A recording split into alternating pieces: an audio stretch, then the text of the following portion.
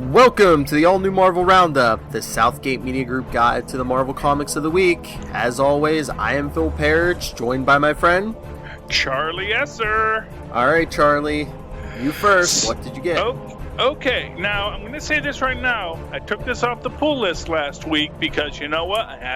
Cuts have to be made. Cuts have to be made. Marvel, you don't get to take advantage of me forever. But I picked it up anyway. And I gotta tell you, I'm really liking where it's going. Silver Surfer, number 2. Anywhere and everywhere. Hang on. Silver Surfer. Which, let me just say that title page with Elred's, with the Elreds, because it's two people, their art style is so freaking perfect. Because it is this, I mean, like I've said about the Elreds before, you look at it and you feel like this is some book from the 70s. This is just such, everything about their art style is so fluid and perfect. You cannot say enough good about the Elreds. And it's funny because when I first met the Elreds on the Fantastic Four, I was like, what is this? This is strange and new and I don't like it. And now I'm like, man, the Elreds are like my favorite artists. So that's good. Now, moving into the actual story. And let me give you this idea about it's new and different and I don't like it. And the story itself, that ties together perfectly because first off, this is a thumbs up. It's like this. I could give it a 3/4 thumbs up because I know a lot of you hated it. If you read it, you hated it. And you're like, oh, you horrible people. Why could you do that? But I'm going to say I like it because it hits my nerd buttons by giving you throwaway asides that explain everything. So we open up with Dawn Greenwood at the homestead in Maine. Well, actually, no, I'm sorry. We open up on Zenla, classic Zenla, with Norn long before Galactus even shows up. In fact, this is a decade before Galactus shows up, and he's talking to Shalabal. It's like, man, I got to get out of here. Our perfect society is just a pain in my tookie. I got to get out of here. I got to go surf the skies. And so they go into the Great Keep, which has all of their old rocket ships hidden away, and they're like these beautiful, 1970s style rockets.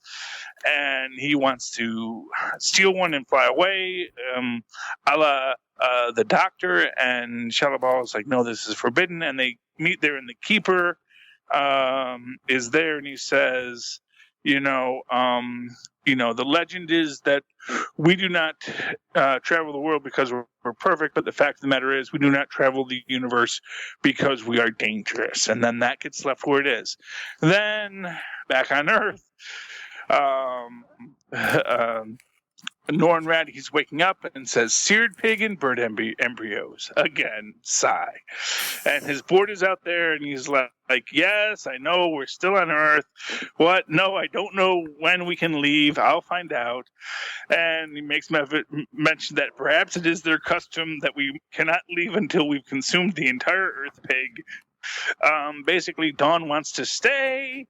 And Norn is like, what? We have to stay for the entire gestation of your sister's child? And then she basically is trying to show him like all of the little things in life that make life wonderful, like the seals and like a certain seal. That's what Jerry says. The harpist and the candy dots. Who eats candy dots, really? If you're not 10 and you're eating candy dots, I'm sorry. You've got an emotional disturbance.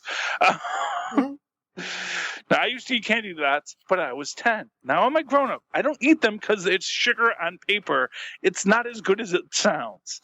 And it was only good when you were a little kid and sugar was rare. Nowadays, kids get sugar all the time. If I gave my kids candy dots today, they'd be like, why are you giving me, like, this horrible, horrible candy? What did I do? Is this a punishment of some sort? Did I do wrong?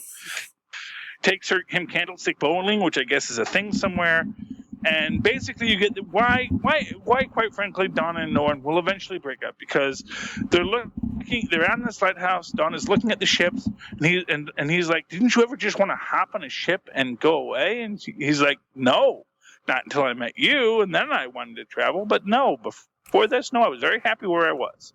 And of course, Norn has always wanted to go and fly and change, and then he realizes that there's a disturbance in the Force. Goes to sea, sees this gigantic big green glowing ball of Doom. He knows that this is Zenlavian technology. This is a much larger version of what the Hordex had last issue. He goes and he says, we must get my fellow allies to the Fantastic Four. And of course he goes to the Baxter Building. And of course, who's at the Baxter Building, Phil? Fantastic. Harry Osborn. Oh, yeah. Not even a superhero today. And it's like, I'm sorry, Fantastic Four is gone. They go to Avengers Mansion. It says, no, this is actually a hotel now. Avengers aren't here anymore. And he's like, and this is the big throwaway line that explains everything. He says to Dawn, remember how we know, because remember, this is Silver Surfer and Dawn from the old universe. These are one of the few survivors of the old universe. And he says, whoever put the universe back together put some pieces in the wrong place. This is not the way the universe is supposed to be. And then Norrin basically takes, says, I know who we can get. Norrin takes him to see Alicia Masters, who of course knows all the freaking superheroes. And then Dawn is like, so this is the Earth girl who taught you that humanity was worth saving? I thought I was the Earth girl that taught you that humanity was special and unique. And it's like, so you get a lot of like current gal meeting your ex kind of thing. She points out the board's name is Toomey, because of course Toomey, my board. For those who forgot that joke from earlier in the first round, and basically Silver Surfer gives her a ring so that he can contact her, and Dawn's like, you gave me a ring like that? And it's like, oh, you just give every Earth girl who teaches you about the beauty of humanity a ring. It's a little disturbing. Anyway, now here's the big thing that all you nerds are going to hate. Well, no, okay, so first up, goes to the big green thing, yells at the person who is about to destroy human culture, and then, of course, gets attacked by Ben Grimm the Thing, who is the hero of Zenlavian, because this is all about creating the Zenlavian perfection here on Earth. And then, of course, the big machine revs up and turns everything on Earth into a duplicate of Zenla, with all of the people now wearing Zenlavian clothes with shaved heads, because that's the thing they do. And apparently baldness is perfection. Make a note of that for future issues. And all of the architecture is now Zenlavian, and everything that was Earth is now gone. Now everyone is perfect Zenlavians. We don't get much here with the Thing, although it is pretty cool, because of course the Thing is completely mind controlled and beats the heck out of the Silver Surfer and vice versa. And then Silver Surfer confronts the new Keeper, who is spreading the Zenlavian essentially parasite across the universe, converting everything into Zenlavian style. And who do you think the master of evil behind everything is, Phil? Psycho Man? No. Shala Ball. Yes, this is why all the nerds hate this book, and quite frankly, I'm enjoying it. Shala Ball, basically, something horrible has happened to Zenla, and I'm not 100% certain what it is. The last I saw Shala Ball, she was back on Zenla. She had the power to reinvigorate Zenla after Galactus had essentially sucked all the life from Zenla, but left the planet like whole.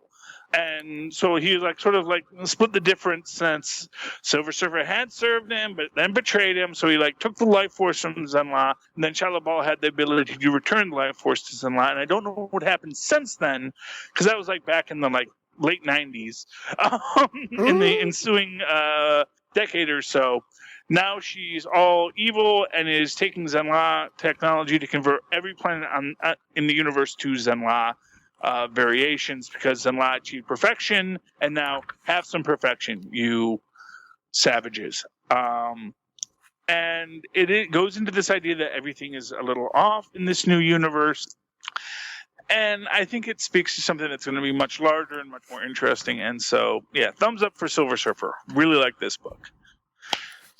All right. Very good. Then I will go to Extraordinary X-Men number 7. It opens up with Storm and young Jean Grey going into Nightcrawler's head to try to help him. Of course, Jean Jean materializes as she's wearing a new version of a familiar red and or green and yellow costume, and she tells Storm it's a design I've been thinking about. So, they look like yeah, but no, it's not Phoenix. It's like her old X-Men costume. Well, it's not exact, but it's the green. You know where she's going with this. Yeah, it's basically the skirt, but she's wearing pants underneath it or tights. But it looks like they're in Germany because they're in Nightcrawler's head. He's being chased by townspeople. Storm tries to blow him away with like hurricane winds, but Jean's like, "I told you this isn't the real world. Your powers won't work here." So then they're looking for Nightcrawler, and the whole town seems to just like fall away into the abyss. Alright, well then I will jump into Power Man and Iron Fist #1. Yeah, for good things. Yeah, it is a good story. I don't know if the art's my cup of tea, but it is a good issue. Starts off with Luke and Danny together, and Luke's on the phone talking to Jessica, and she's like, "Are you back together again?" He's like, No, we're just gotta take care of a thing. And Danny's like, Tell her I said, how you doing? And wait, I'm sorry. Who asked you two back together again, Jessica or? Yeah, she asked her, "Are you and Danny back together again?" And he's like, "No, we're just doing a favor for a friend." Okay. And then Danny says, "Tell her how you doing," but Luke hangs up the phone. And Danny's like, "You didn't tell her I said how you doing." He's like, "Your wife doesn't even like me because you don't pass along these friendly overtures." And Luke's like, "Jessica likes you fine. She just prefers silent Danny over talking Danny." And Danny's like, "I don't even know what that means." He's like, "Does she really hate it when I talk?" And Luke's like, "No, man, Jessica doesn't hate it when you talk. She's just like me, and that she appreciates your silence more." But they're outside of a prison. They're waiting for Jenny Royce, who I guess was their former office manager. It says, "Former office manager for Heroes for Hire, convicted killer." So they take her out to lunch, and I guess she was in for killing her ex-boyfriend, Crime Buster. But it made her a lot of enemies in prison. Yeah, have you heard of Crime Buster? I wasn't familiar. The name sounds familiar. That sounds like maybe one of those 90s vigilante heroes. They churned those out a lot. Yeah. But I guess so. I guess he gotta Google these things before the show, Phil. Yeah, I know. I have so much to do, but yeah. But I guess looks like he might have beat her, so he wasn't a nice guy. But I think they said in here at some point maybe she was possessed, and that's why she killed him. But I don't know. I would think they just would have said it was self-defense. But anyway, I guess a bunch of I don't know if it's payback debts or something, but a bunch of his stuff was sold off, and she's saying in with his stuff was a necklace that belonged to her grandmother. So they're like, "Oh, it's the least we can do. We'll get the necklace back for you." And Luke's like, later in the car, Luke's like, "I can't believe we said we'd do this." And Danny's like, "Come on, it's Jenny, man. She's family." And Luke's like, "Yeah, she's family, but this is a bunch of fiddle faddle." And Danny's like, "What the hell is fiddle faddle?" Then they show in a flashback, they're Luke and Jessica's daughter Danielle going, "Bleep, bleep, bleep." And Jessica's saying, "Luke, I love you, sweetie, but you've got to do something about the swearing." So. Okay, here we go. New York citizen Frank Moore believed his father, the superhero known as Comet, to have been killed by an assassin. He decided to follow his father's footsteps and gain vengeance on the criminal underworld, adopting the identity of Crime Buster. Later, he reunited with his father when he was returned by the Nova Corps. Oh, I remember that issue. Leader to help the planet Xandar in the war against the Skrulls. Together, they became a part of the Champions of Xandar. Frank Moore died in battle. Died battling the forces of the Skrull invasion. So apparently in this one, he's a wife beater, and his wife killed him. So again, pieces not put together quite where they once were. What are you gonna do? Yeah. So basically, Luke isn't swearing because Luke Luke the whole never swears. See, this Yeah. this is not where they're supposed to be. That's why Luke says "Sweet Christmas." This is always a thing for me about like Luke Cage. Why "Sweet Christmas" was so important is that when you did Luke Cage in the Netflix, he can't be swearing because he's not a guy who swears, because he's a guy who's very morally righteous in his own way. Even if he does things, and that's why he says a minced oath says "Sweet Christmas" instead of something much worse, which is why him and Jessica are kind of an odd pair, but still that works. So Luke Cage doesn't swear. That's why he says "Sweet Christmas." I know. Well, pieces aren't together where they're supposed to be. Yeah, in this issue, he's saying he's using fiddle faddle, and then they're going to go see the guy about the necklace, and he says, let me do the talking, this guy's a bad knick-knack paddywhack. See, that seems like something that a guy who says "Sweet Christmas" all the time would say. Yeah. But so they go to see this guy, Luke says he knows, and it turns out to be, and I know who this is, Lonnie Lincoln, a.k.a. Tombstone. Oh, good old Tombstone. Yes, according to the blurb, it says he runs organized crime north of 110th Street. And he's like, "What's up, Luke? Been a minute. Didn't know you was back together with Iron Man."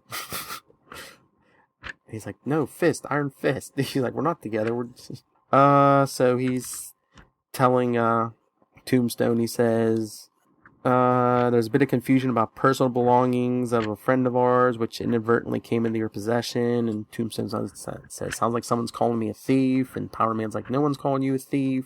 But he tells him about the necklace, and he tells him it was with the stuff that belonged to Eugene Mason, and he says Mason was a fool, owed me money. Someone's been calling me a thief and telling lies for me, and he says that the thing is mine. And he said, "Keep it right here with my most prized bleed." So Tombstone's all mad because he says people have been telling lies about him. And he says, "And the worst part I can't let slide, you brought a living weapon into my home. Like, I don't know what that means." And Danny's like, "Oh man, I didn't even say anything." And he says, "Don't do this, it won't end well." So, of course, Tombstone's men start attacking Iron Fist, and he starts fighting back. And of course, then we get the line, "Oh, sweet Christmas." It's signature. Yeah, so then the guys start attacking Luke too, and he says, "Watch out for the vest. My skin is unbreakable, but the vest is silk."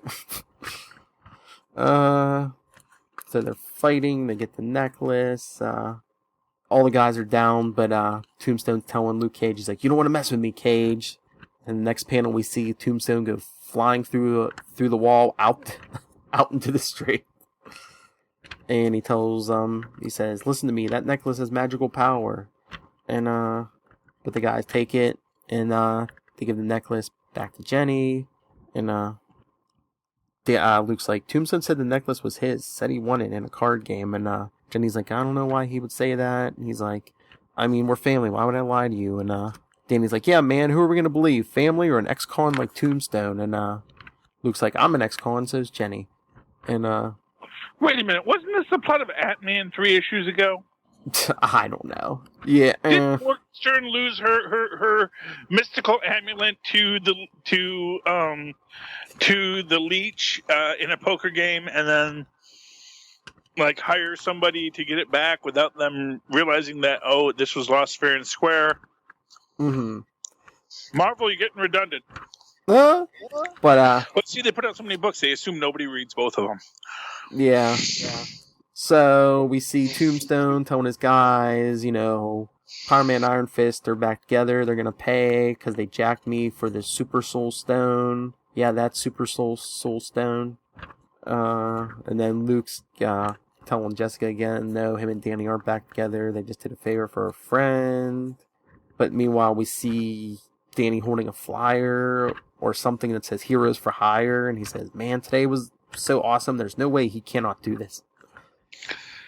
Oh, Danny. But the issue ends with Jenny in her boarding house with the necklace, and she's basically talking to somebody, and she's like, "Yeah, I told them they're family, but That's what I kept telling that idiot Danny, but family wouldn't leave me to rot in prison. So she's like, we're in this together, sister. And she hands the necklace to Mariah Dillard, a.k.a. Black Mariah. Yes. And I don't know who that is either.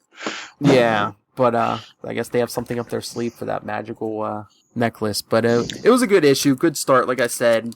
The art was okay. It wasn't my cup of tea, but I enjoyed the story. I can't wait to see where they go. Thumbs up. Yeah, I did browse this one on the on the shelves. The inking gives it a very R. Crumbs kind of style. Yeah, and I guess they're muscling in on Tombstone's turf. That's the idea. So okay, but no, it looked good. I almost bought it, but I decided to be cheap this week and kept it to 4 books. So my next book, Squadron Supreme, issue 4. When last we left our intrepid heroes, after fighting with the Avengers Unity Squad, they're transported by Thundra to Weird World, where they immediately come into a fight with Archon. They go to try and defeat Archon, but as it turns out, Hyperion's powers don't work on this planet, on Weird World, and Dr. Spectrum's powers work way too well, and she basically overloads and explodes. And Nighthawk figures he can take out Archon with a sonic blast, but then Power Princess sort of breaks his arm or breaks his devices on his armor, and then Blur gets beat up. Tyndall goes to attack, and then we find out that the evil behind everything is Mordred, or not the evil behind everything, but an evil that is active here is Mordred, who we saw in the first issue when we learned that Power Princess, or as we were calling her, Warrior Woman, is in fact a vampiric succubi with evil powers. Thundra goes in to engage, but the squadron has been defeated. She runs and manages to get away. Meanwhile, all of the squadron has been taken to the evil force behind everything in some massive tower with a big green crystal on the top. And it turns out that, dun dun dun, it's Dr. Druid. All evil now. Bum bum bum. Little disappointed by that, because I've always thought of Dr. Druid maybe a bit of a jerk, but still always had the possibility of redemption, but not so much here. Nighthawk remembers him because, of course, he has reviewed all of the Avengers files at this point. Interestingly enough, I'm not quite sure if it's a coloring issue, but they seem to be drawing Kyle Richmond to look African American, which is cool.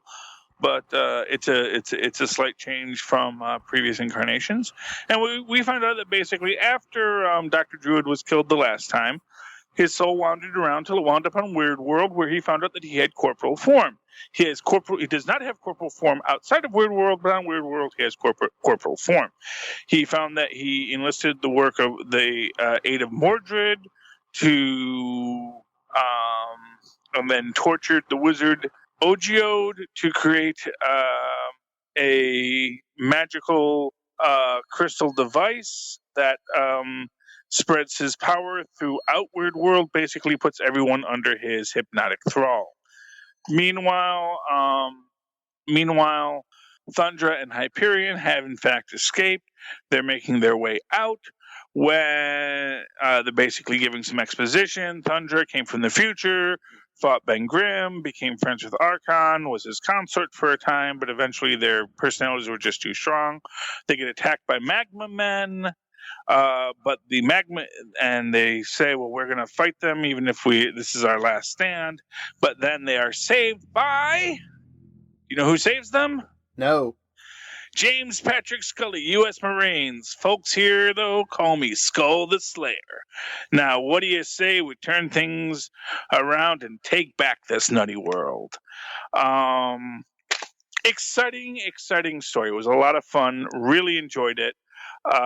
Just seeing, this whole process, some great callbacks. I'll say this, they have the Elves of Karn here who look a heck of a lot like the ElfQuest elves, but I don't think Marvel technically owns the ElfQuest elves, so the Elves of Karn are something else, I'm guessing, because I looked them up on the Marvel Wiki database, and there's no information except for they're denizens of Weird World. But thumbs up for Squadron Supreme number 4.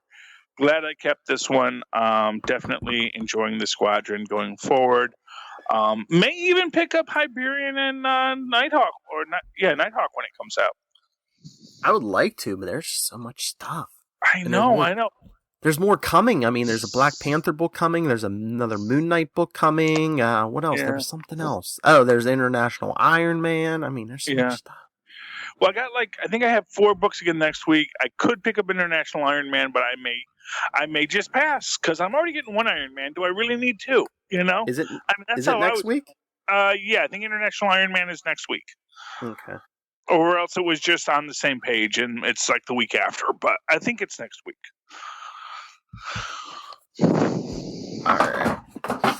All right. I will go to Amazing Spider-Man number 8. Number 8 already. Oh my goodness. They're double shipping this thing. Starts off with. I thought it was not back yet. Yeah, no, not in this issue. Spider-Man is working with. They're in Parker Industries and they've come up with a cure. They've cured all the cops who were infected with Mr. Negative Shade drug, and they've come up with darts with antidote on them. And then Peter's preparing to give a Humanitarian of the Year award to Shen Qing Hao, who Mr. Negative is after. And Mr. Negative thinks he's commanded Peter to give him a poisoned award, so he'll drop dead, but of course Peter isn't under his control. So Peter goes out, comes back in as Spider-Man, and he's like, oh, Mr. Negative should be showing up once he figures out the guy's not dead. So Mr. Negative has Cloak transport him, his men, and Cloak and Dagger there. Mayhem ensues. Spider-Man cures Cloak with one of the antidote darts, which Cloak tries to dodge, but since he put a spider tracer on him, I guess it's attracted to the spider tracer, so makes a turn in midair and cures Cloak. Yay, Cloak! Yeah, and it looks like they're gonna take out all of Negative's men, but then Peter's new girlfriend, the engineer who built the new Spider-Mobile, comes after Spider-Man in the Spider-Mobile because Mr. Negative promised her that cancer cure. So she's officially Peter's new girlfriend? I wasn't sure because, what was it, last issue or the issue before, they were just like having lunch together on the roof, but he says in here, he goes, my girlfriend in a Spider-Mobile trying to murder me. Okay, gotta admit, did not see that coming. Okay, how is she your girlfriend if she doesn't know your secret identity? Why is this the first girlfriend that doesn't get to know who Peter Parker's secret identity is? Because all the other ones knew. Just saying. I don't know. It just seems to me they've been together for like all of 5 minutes, so... Maybe girlfriend is too strong of a term, maybe. Yeah, well, actually that's true. MJ didn't know until they actually got married, or he proposed, so fair enough, but... No, that's not true. She knew for a while, but she didn't reveal it for a while either. Because she just came out one day, and Mary Jane, she was like, oh yeah, I knew you're Spider-Man for years. Well, there you go. Well, and if Ultimate Spider-Man's to be believed, so does Aunt May. But, it makes Peter feel better to think that he's keeping a big secret from everyone. So let's just let him have his secrets. And you know what? Probably everybody at freaking Parker Industries knows, too, because it's like, yeah, he's doing that Tony Stark, Spider-Man's my bodyguard thing. Yeah. We know how that played out, It's like, if it makes you feel good, Peter, there's a crack bit about that. How everyone in Gotham knows that Batman's really Bruce Wayne, but, quite frankly, it's really beneficial for the city that it's in same billionaire is like spreading money around to everyone and runs around beating up bad guys, and so we go along with it because that's what Bruce wants, and he is the main employer in Gotham City. But yeah, I'm thinking. I don't know if she's he said girlfriend, but I'm thinking it's more like a spider friend with benefits. I don't know. Best kind. But yeah. So Mr. Negative commands that I keep forgetting this guy's name. Oh, Quinn Hal to jump out the window, but Leanne catches him with the Spider-Mobile, but Spider-Mobile falls off the building, and Peter's like, "Oh, don't worry, my spider sense isn't tingling." So he realizes Cloak and Dagger are there. Dagger's cured now, so Cloak catches the Spider-Mobile and brings it down to the ground. Everyone's okay, but Leon's like, "Oh, am I arrested? Am I gonna go to jail or whatever?" And Spider-Man's like, "No." He's like, "I understand. I know what it means to risk everything to help family. So does Peter. We'd be hypocrites if we didn't give you a chance." So I guess he wants her to work as a mole for Mr. Negative now, but yeah. At the end of the issue, Mr. Negative basically, he's like, well, they go back to his headquarters that Cloak and Dagger knew, but he's cleared out, but he's on a TV screen, and he's basically like, Hong Kong is mine, go back to America. And they're like, yeah, nothing, that's not going to happen, so. That's the end of that. For a couple more issues. I guess, but next issue it says, all new story, Scorpio Rising. Yeah. Well, it looks like... First, you get 2 Amazing Spider-Mans a month now with the point issues where one's back in New York fighting Black Cat. Oh, yeah. Yeah, so not exactly the next issue, but the next whole numbered issue. Yeah, but it was a good issue. I'll give it a thumbs up. Hey! And my last one on my own, Deadpool and Cable split second, number 3, the last issue. Yay! Well, not yay, but yay! It's Deadpool and Cable. Soon to be a major motion picture with Dolph Lundgren. But so basically, the Time Variance Authority has sent Deadpool through the time stream. He's supposed to basically kill every. I guess there's so many different all split timelines of Cable. Deadpool's supposed to kill them all. The Time Variance Authority's back. That's cool. I like them. Yeah, but I haven't seen them since She-Hulk. Basically, Deadpool's like falling through the time stream, and he's seeing all these like old appearances of Cable. It's like, oh, that's when he fought Magneto, and then he's like, ooh, Cable in the future. Shoulder pads are so 3090s. And he's like, I think I just burped up the 4 Arby's brisket steak sandwiches I ate last week. He's like, Arby's for when a gallon of Miralax just won't do the trick. Product placement, kids. Then he's like, Cable with a little girl. She's too young for him. He's like, oh wait, he's protecting her. That's hope.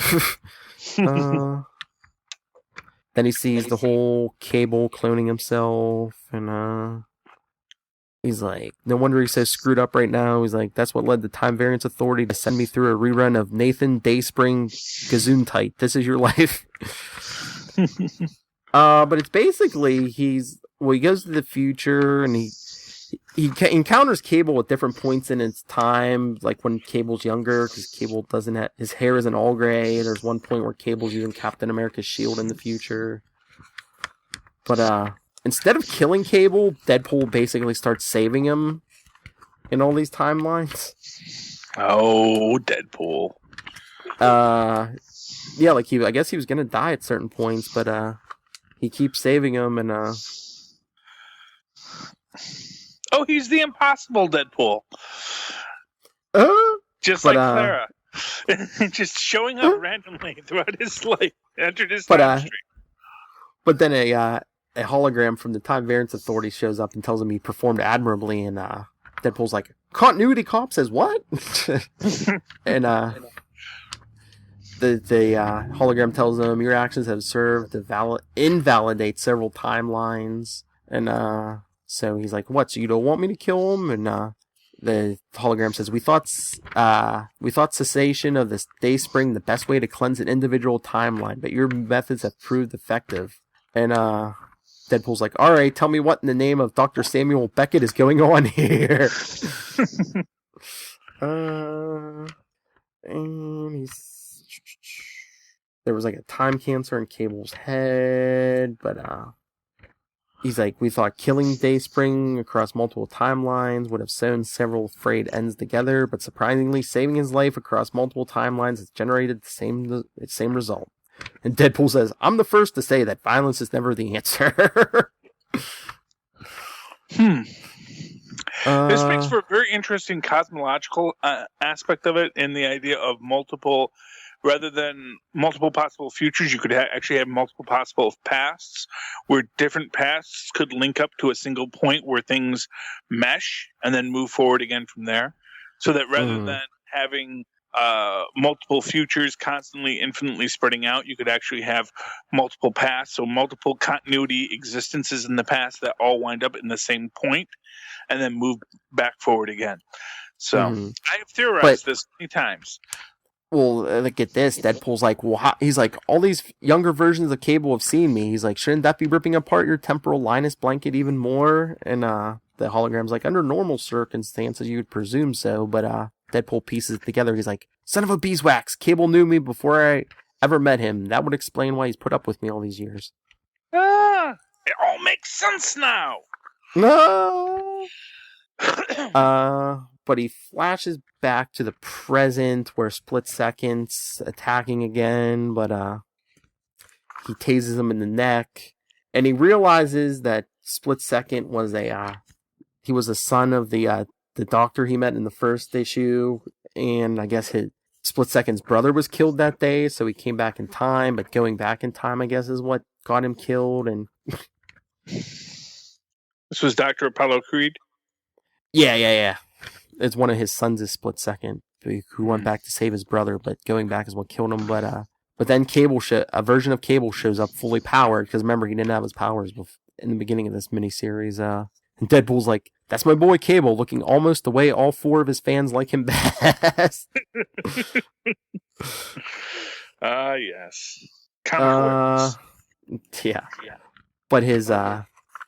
But Cable, I guess, jumped back into the time stream, but Deadpool's temporal harness is damaged, so he's going to a meeting that not Apollo Creed was having with Hydra, because Hydra's about to double-cross the Doctor, you know.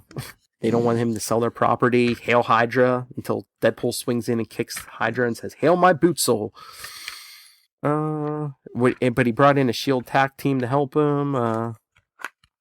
He gets not Apollo Creed to fix his temporal harness. That'll take him right to Cable. Okay.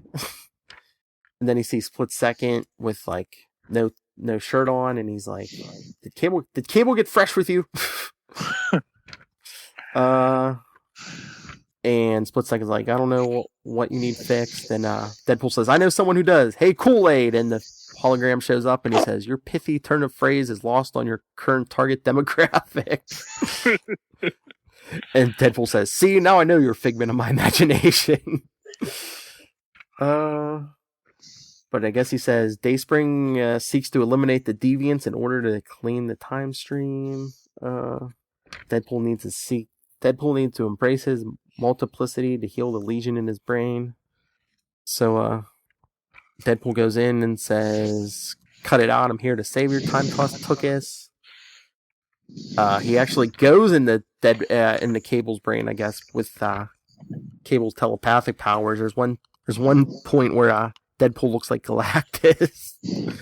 Then it looks like Captain America. Then he's in an Elektra costume and a Doctor Doom costume. But he saves Cable, which I guess writes the timelines and everything. And Cable's like, "I'm a me again as much as I've been in years." So Deadpool's all like, "So you want to join the Avengers or something?" And Cable's like, "Or something." He's like, he's gonna look into something. Yeah, so the issue ends with Cable saying he's gonna look into something first, and so I guess this happens right before Uncanny Avengers, and The issue ends with Deadpool saying, "Yeah, you've clearly learned a valuable lesson from all this. By the way, your fly is down." Cable looks down. The last panel is Deadpool running away saying, "Made you look." Oh, that wacky Deadpool. Yeah. Lots of weird temporal stuff. Lots of Deadpool jokes. At Cable's expense. Good issue. Thumbs up. Great. And that brings us to our 2 books together, if I'm not mistaken. Yes, let's go to Thor first. Okay, Thor. Such a tight race. I'm going to say Thor was my pick of the week, though. Okay. I could see that, but... Although I'm going to say, for a $5 book, Standoff was so worth every penny. Oh, yeah. This was such a great thing. In fact, I think the only reason why it didn't make pick of the week was, first off, Thor was really awesome. Mm-hmm. And 2, Standoff did a little bit of a lot of, oh, look over here. This is what this is. No, it's not. So, we'll get to that in a minute. But, okay. So, the mighty Thor, false Thor, thief, wanted by order of the All-Father for crimes against Asgard, dead or alive. So, reasons I love this. So freaking many. Not the least of which is that they seem to be going along with my theory that Loki is in fact Freya's original firstborn child, and that is Thor's sin, that he actually usurped Loki this whole time without knowing it. Not that Loki seems to care much, although I gotta say I love Loki's portrayal in this. I love his statement there when he doesn't see Thor after the explosion because she's reverted to Jane Foster, chasing after her hammer, and he says, no sign of Thor. Perhaps I'll become the star of my own story again after all. The mighty Loki, prodigiously bearded king of Asgard. Which, of course, is funny because he's got the little, face scruff, yeah. Yeah, face scruff. But Jane Foster manages to grab her hammer just in time and is all Thored out again. Meanwhile, the Queen of the Light Elves sues for peace, or sues for negotiation, so that her people can escape to the realms of the dwarves, who've been given. So they have to evacuate the women and children to get to, the elderly and the children, not the women and the children, because these are Norse, and the women can fight just as well as the men. Thank you very much. And Malekith, agrees to have a meeting with the Queen of the Light Elves. Thor is like, I don't think this is a good idea. We run into Laufey, who laughs at the very idea of Lady Thor. Meanwhile, Malekith and the Queen of the Light Elves are talking, and then her mages, as it turns out, were not her mages at all, but the Enchantress, and she is at least somewhat enchanted to marry Malekith, although all of her arguments seem very rational and real, which is like, hey, look, if I don't marry him, my people are doomed, and this seems like a fair enough deal. So I don't know how much manipulation was really needed, because it does fall right into the realm of logic. It's not like she's like, oh, he's my one true love. Just enough. The Enchantress is being subtle, just enough that you can rationalize it without making it clear. Meanwhile, Freya is in chains. There's a revolution outside the gates. Hogan advises caution. Sif, of course, says to heck with that for Asgard. Battle, and Volstagg is like, what's going on here? How the Congress needs to do something. How can I do it without my greatest warrior, Jane Foster, in the Congress? Meanwhile, Lady Thor and Loki show up, and Loki is like, he says, Odin, Thor would have words with thee. And Loki too, hi, other daddy. It's just classic Loki all throughout this book, and it is so well written. The dialogue just like punching. It just hits with every blow. I love Loki's line here. It says, "Hi, mother. Look, we have matching chains. Loki, what are you doing here? This wasn't the plan." It says, "From what I can tell, she's not particularly keen on plans. Then again, she is a Thor." Says, "Everyone schemes against me, even my own kin." And this is Odin talking. "And you, this all started with you. I'd say it's time we I'd say it's about time we put an end to it all. For once, old man, I couldn't agree more. And she clobbers Odin right in the face.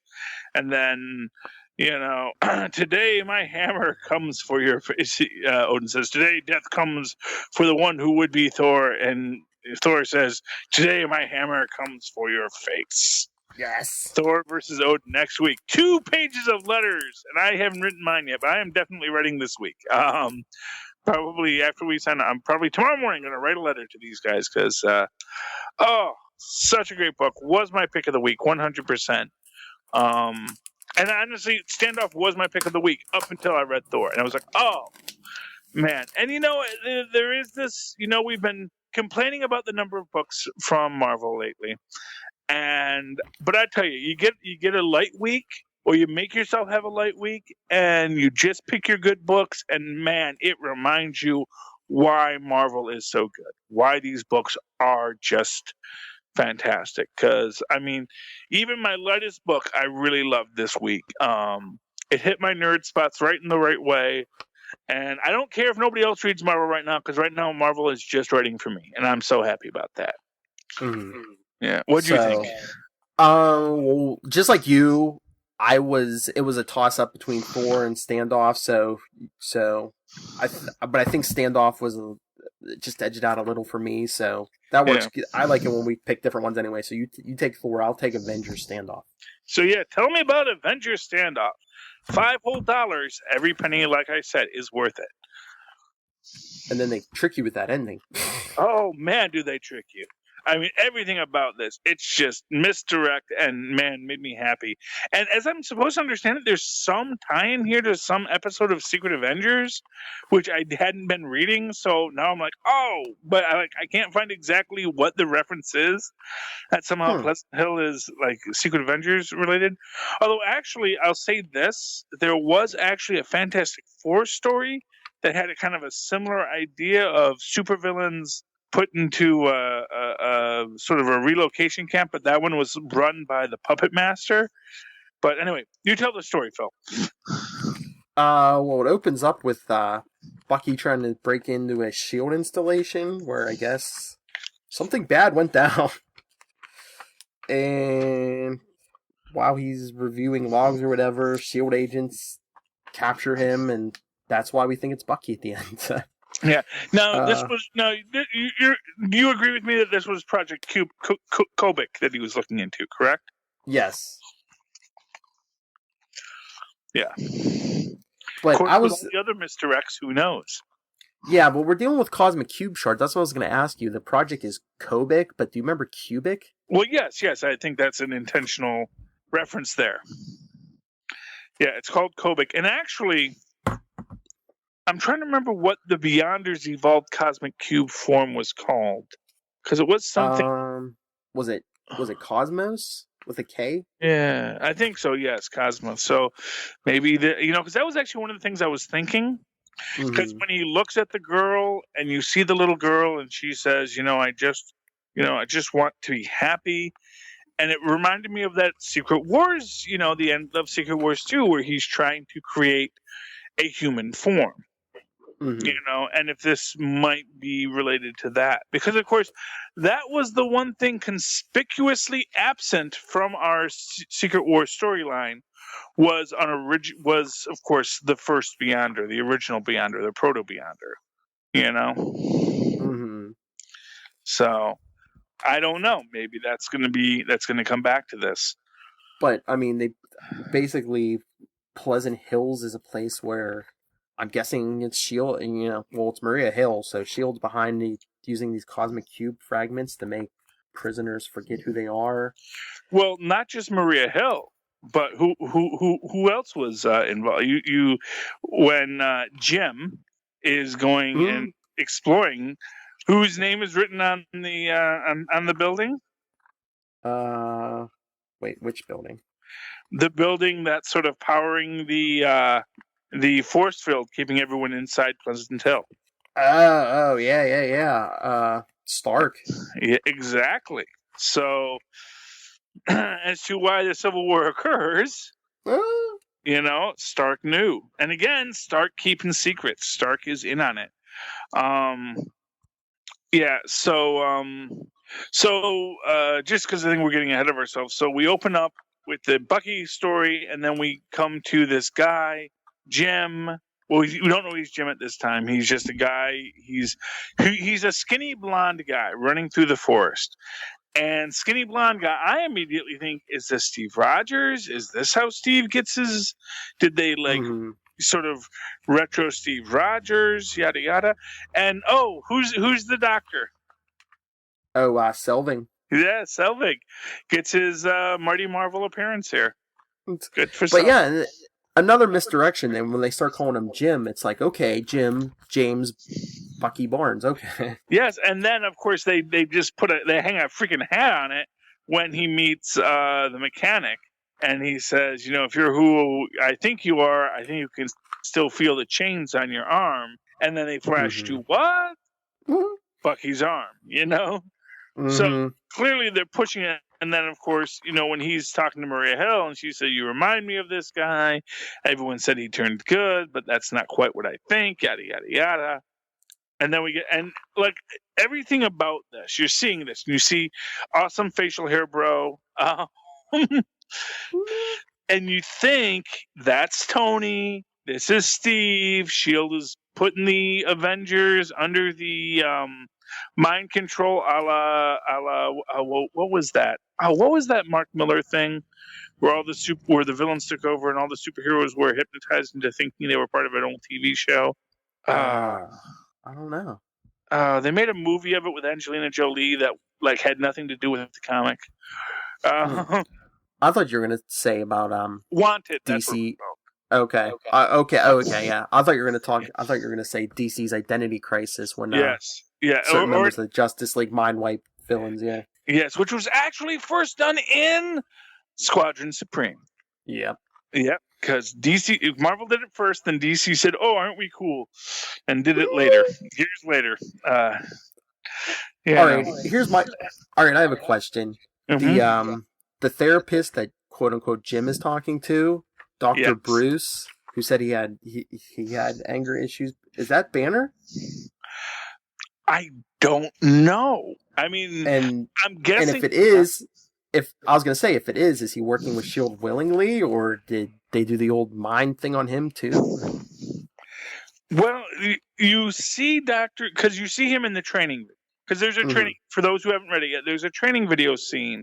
This is where they basically get all this stuff, and you get the whole explanation here.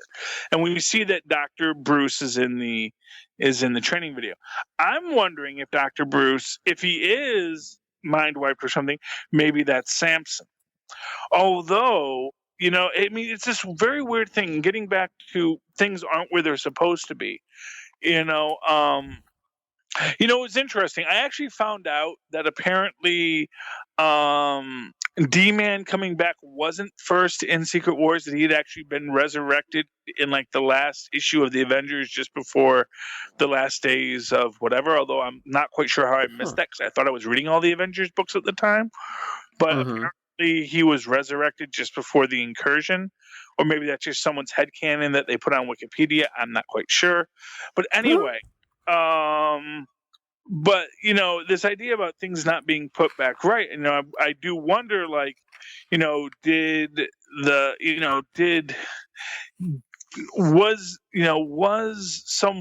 wishes granted at the end of Secret Wars? Were all that people desired given to them? And would Bruce's desire be to be free of the Hulk? In which case, maybe he got put into this, and then to give the Hulk to someone who could better control it and utilize it. I don't know, but yeah, it's a very interesting question. Various factors with Dr. Bruce makes me wonder if it is Doc Samson, but again, I think because we do see him here in this scene, the implication is that this is it's an intentional misdirect. Just like calling, oh, by the way, the guys we have at the end of this are Zemo and Fixer of the original Thunderbolts. Mm-hmm. And I think is Baron Zemo. Yeah, I think that was an intentional misdirect. They call him Dr. Bruce, so that we're thinking this is this and that is that. and then we get the reveal, and actually, no, neither of them are who we thought. Because again, you're looking at this and you're thinking, oh, that's Tony Stark. Everything about it is Tony Stark. Everything about the other guy is Steve Rogers. And then no, it was actually Zemo and Fixer the whole time. And from here we're gonna, which we've seen the that we're gonna get the Thunderbolts led by James Buchanan Barnes in the near future, and perhaps as his team on the wall, because of course we mentioned that he is taking over as the man on the wall for Nick Fury. Maybe he's gonna take out Zemo and then have his own. And then the Thunderbolts are going to be on the wall with him. Well, I had a crazy thought on that. Well, two crazy thoughts. Mm-hmm. Either Bucky's leading the Thunderbolts, as kind of like, S.H.I.E.L.D. and everyone needs someone in place to keep them in check. Mm-hmm. Or, as we saw in this issue, I guess with the Cosmic Cube shards, people don't, they actually physically transform people, because that scene with Graviton at the end, they turn them into Yeah, so what if that isn't Bucky leading the Thunderbolts? What if that's Zemo? Ooh, but then where's Bucky? I don't know, because he either made himself look like Bucky, or remember back in the day, Red Skull, didn't he swap minds with Captain America using a Cosmic Cube? Oh, yeah. Well, they do that all the time. Mind swapping, Yeah. Honestly, but I'm saying... Human minds are so freaking made of clay in the Marvel Universe. It's like... Hypno beams. Now you're this guy. Yeah. Because Zemo could swap minds with Bucky, and then not only is he free and clear, he can lead the Thunderbolts, but then he's in the body of one of Steve Rogers' old friends. Yeah, I'm gonna guess in that first of all, I think Zemo has too much pride to pretend to be Bucky. I think if he might be Citizen V again, but I don't think he's going to be Bucky. And more to the point, I actually think that probably Zemo bites it at the end of this series and gets replaced by Bucky. Unless Citizen V was in the teaser for the new Thunderbolts. But I think, because you got to remember that the Thunderbolts, after Zemo, went on as the Thunderbolts for quite a while.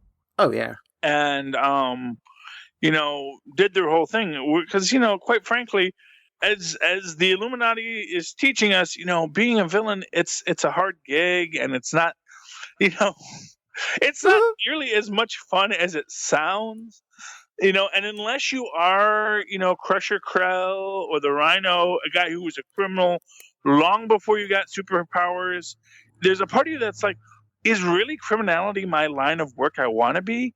I mean, that's why I've always felt that Titania and Krell were an odd couple, because Krell was a hardened criminal long before Loki gave him his powers. He was always a hardened criminal.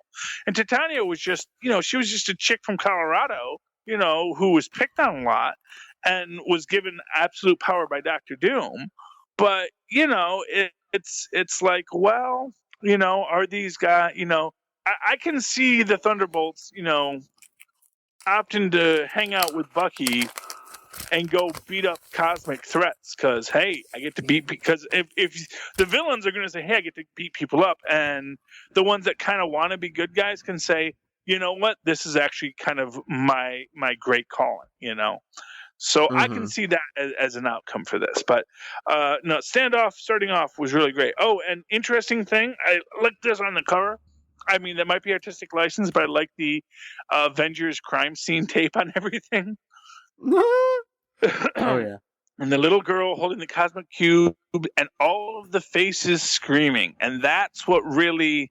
I want that explained, the faces screaming, because that just... I don't know if those are Orin Reese's or Trapped Beyonders or bits of Beyonders that were from the shards, that are now who's the being little girl? Yeah. Well, my they never named her, right? No, because it looks like S.H.I.E.L.D. doesn't have control of her, so I'm thinking she's some kind of cosmic entity. Here's my prediction. She's going to be called Francine. Do you know why she's going to be called Francine? No, tell me why. Because that's the feminine form of Francis, which is Frank from Bayonne. Oh! That's Francine from Bayonne. That's my prediction. Mark my words, kids. Francine from Bayonne is the the girl behind the standoff. See that Beyonder, yep. He was conspicuously missing. And here's the thing about the whole Secret Wars thing is they made Owen Reese the center of it, but we know Owen Reese is tied not just to the Beyond, but to that particular Beyonder. That Owen Reese's creation was tied to this quote-unquote juvenile Beyonder being made aware of multiplicity in the universe. So we tied up the extra Beyonders with Owen, but now, and maybe the extra Beyonders were using that one Beyonder as their key to set up the Owen Reese destruction experiment. But let's face it, that Beyonder still has to have some existence. And now that the Owen Reese is being fixed and becoming stabilized, maybe that young Beyonder is finally coming into their perspective. And also might explain why it opted to make people look like superheroes, because that's part of her plan. And specifically, Steve Rogers, making someone look like Steve Rogers, someone who's going to break down the control in Pleasant Hill, made him look like Steve Rogers because, of course, Steve Rogers was whom the Beyonder based his original form on. There you go, kids. And this isn't even super connectivity yet. Mark my words. But yeah, stay tuned for more Pleasant Hills news. And is that it, Charlie? That's all I got, man. That's all the books I read. And we got to save something for super connectivity. I know. I thought we were going to do a short episode this week. Well, it wasn't as short as it was shorter than last week, which I haven't even finished listening to yet. So, all right. Well, let's get out of here. Let us know your thoughts on the books, everyone. Especially your standoff predictions. What's going to happen? Who's the little girl? Email us, marvelroundup@gmail.com. On Facebook, we're All New Marvel Roundup. Twitter, we're @Marvel_Roundup. And we have a new Instagram account that for this, it's a combination of this show and World's Finest that I do with Lilith Hellfire for the DC books. Our Instagram account is World's Finest Roundup. So check us out. Okay. And you can email me or get a hold of me, talk anything Marvel or DC. Email me, nightwingpdp@gmail.com. On Twitter, I am @nightwingpdp. Instagram and Periscope, I am nightwingpdp. See the pattern? But if you want to check out any of my creative endeavors, just one-stop shopping, you can always go to philparich.wordpress.com. And Charlie, where can people find you? You can tweet along with me to Agent Carter and Legends of Tomorrow and any other random thing I decide to tweet at Charlie Esser at CharlieEsser. Look with the 2 E's in the middle for quality. And write to me, folks, at superconnectivityblog@gmail.com. That's superconnectivityblog@gmail.com. And that's that. And anybody looking for freelance comic book reviewers, contact us. We're both looking for work. Yes. Oh, and we're going to start posting our comic book reviews. Look for it. By the time this posts, hopefully you'll also be able to read written reviews of all the books I read this week, and maybe even some reviews of the TV shows I watched.